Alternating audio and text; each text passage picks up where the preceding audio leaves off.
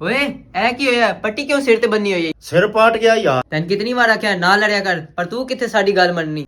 ਯਾਰ ਮੈਂ ਕਿੱਥੇ ਰੋਜ਼ ਲੜਦਾ, ਉਹੀ ਮੈਨੂੰ ਰੋਜ਼ ਆ ਕੇ ਮਾਰ ਜਾਂਦੇ ਨੇ। ਕੌਣ ਰੋਜ਼ ਮਾਰ ਜਾਂਦੇ ਨੇ? ਮੈਨੂੰ ਦੱਸ, ਮੈਂ ਉਹਦਾ ਨਾਲ ਕਰ ਲੈਂਦਾ। ਕੋਈ ਹਿੱਕ ਹੋਵੇ ਤਾਂ ਦੱਸਾਂ ਨਾ।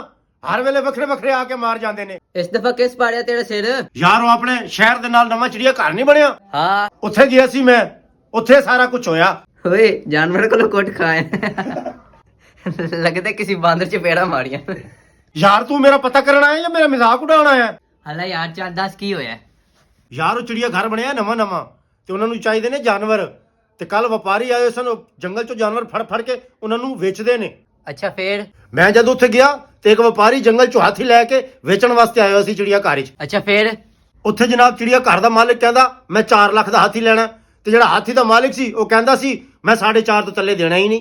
ਇਹਦਾ ਮਤਲਬ ਇਹ ਮੈਚ ਫਸਿਆ ਹੋਇਆ ਸੀ। ਆਹੋ, ਇਤਨੀ ਦੇਰ 'ਚ ਮੈਂ ਜਾ ਕੇ ਹਾਥੀ ਦੇ ਮੂੰਹ ਦੇ ਅੱਗੇ ਖੜੋ ਹੋ ਗਿਆ, ਤੇ ਹਾਥੀ ਨੂੰ ਬੜੇ ਗੌਰ ਨਾਲ ਮੈਂ ਵੇਖਣ ਲੱਗ ਗਿਆ। ਫਿਰ ਕੀ? ਫਿਰ ਕੀ, ਵਪਾਰੀ ਨੂੰ ਸ਼ੱਕ ਪੈ ਗਿਆ ਬਈ ਇਹ ਕੋਈ ਮੇਰੇ ਤੋਂ ਹੀ ਵੱਡਾ ਵਪਾਰੀ ਏ ਜਿਹੜਾ ਬਾਰ-ਬਾਰ ਹਾਥੀ ਨੂੰ ਵੇਖ ਰਿਹਾ। ਲੱਗਦਾ ਹੈ ਇਹਨੂੰ ਮੇਰੇ ਹਾਥੀ ਦੇ ਵਿੱਚ ਕੋਈ ਐਬ ਨਜ਼ਰ ਆ ਗਿਆ। ਅੱਛਾ ਫੇਰ? ਫਿਰ ਕੀ, ਵਪਾਰੀ ਮੇਰੇ ਕੋਲ ਆਇਆ ਆਰਾਮ ਨਾਲ, ਮੇਰੇ ਹੱਥ ਦੇ ਵਿੱਚ 1000 ਰੁਪਇਆ ਥਮਾ ਕੇ ਕਹਿੰਦਾ ਭਾਈਜਾਨ ਜ਼ਰਾ ਚੁੱਪ ਰਹਿਣਾ।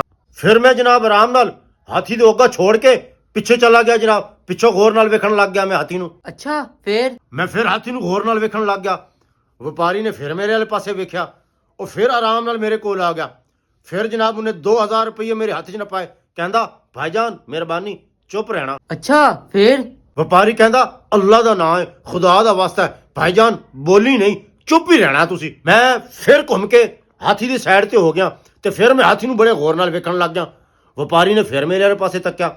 ਵਪਾਰੀ ਕਹਿੰਦਾ ਇਹ ਬੰਦਾ ਕੋਈ ਜਿਹੜਾ ਨਾ ਹਾਥੀ ਦੇ ਵਿੱਚ ਕੋਈ ਐਬ ਨੂੰ ਨਜ਼ਰ ਆਇਆ ਖੱਲਾ, ਜਿਹੜਾ ਬਾਰ-ਬਾਰ ਨਾ ਹਾਥੀ ਨੂੰ ਵੇਖ ਰਿਹਾ। ਇਹ ਕੋਈ ਮੇਰੇ ਤੋਂ ਹੀ ਵੱਡਾ ਵਪਾਰੀ ਲੱਗਦਾ ਹੈ। ਅੱਛਾ ਫੇਰ? ਫਿਰ ਕੀ, ਵਪਾਰੀ ਡਰ ਗਿਆ। ਉਹਨੂੰ ਪਤਾ ਲੱਗ ਗਿਆ ਬਈ ਇਹ ਕੋਈ ਮੇਰੇ ਤੋਂ ਵੀ ਚੰਗਾ ਜਿਹੜਾ ਨਾ ਵਪਾਰੀ ਹੈ, ਤੇ ਇਹਨੂੰ ਕੋਈ ਮੇਰੇ ਹਾਥੀ ਦੇ ਵਿੱਚ ਚੰਗਾ ਐਬ ਨਜ਼ਰ ਆ ਗਿਆ। ਇਹ ਮੇਰੇ ਸੌਦੇ 'ਚ ਲੱਤ ਮਾਰੇਗਾ ਹੀ ਮਾਰੇਗਾ। ਉਹਨੇ ਇਸ ਡਰ ਤੋਂ ਹਾਥੀ 4 ਲੱਖ ਦਾ ਹੀ ਵੇਚ ਦਿੱਤਾ। ਅੱਛਾ, ਉਹਨੇ ਤੇਰੇ ਡਰ ਤੋਂ ਸਸਤਾ ਵੇਚ ਦਿੱਤਾ। ਬਾਅਦ ਵਿੱਚ ਕੀ ਹੋਇਆ? ਫਿਰ ਕੀ, ਚਿੜੀਆ ਘਰ ਦਾ ਮਾਲਿਕ ਜਦੋਂ ਹਾਥੀ ਲੈ ਕੇ ਚਲਾ ਗਿਆ ਤੇ ਉਹ ਵਪਾਰੀ ਮੇਰੇ ਕੋਲ ਆ ਗਿਆ, ਕਹਿੰਦਾ ਭਾਈ ਜੀ ਤੁਸੀਂ ਮੈਨੂੰ ਕੋਈ ਤਰਕੜੇ ਵਪਾਰੀ ਨਜ਼ਰ ਆਉਂਦੇ ਹੋ, ਤੁਸੀਂ ਇਹ ਦੱਸੋ ਮੇਰੇ ਹਾਥੀ ਦੇ ਵਿੱਚ ਤੁਹਾਨੂੰ ਕੀ ਐਬ ਨਜ਼ਰ ਆ ਗਿਆ ਸੀ? ਉਹ ਮੈਂ ਵਪਾਰੀ ਨੂੰ ਕਿਹਾ ਉਹ ਭਾਈ ਜੀ ਮੈਂ ਇਹਦੇ ਵਿੱਚੋਂ ਐਬ ਕੀ ਲੱਭਣਾ ਸੀ, ਮੈਂ ਤਾਂ ਇਹ ਵੇਖ ਰਿਹਾ ਸਾਂ ਇਹ ਕੈਸਾ ਜਾਨਵਰ ਹੈ ਜਿਹਦੀ ਪਿੱਛੇ ਵੀ ਪੂਛਲ ਏ ਤੇ ਅੱਗੇ ਵੀ ਪੂਛਲ ਏ।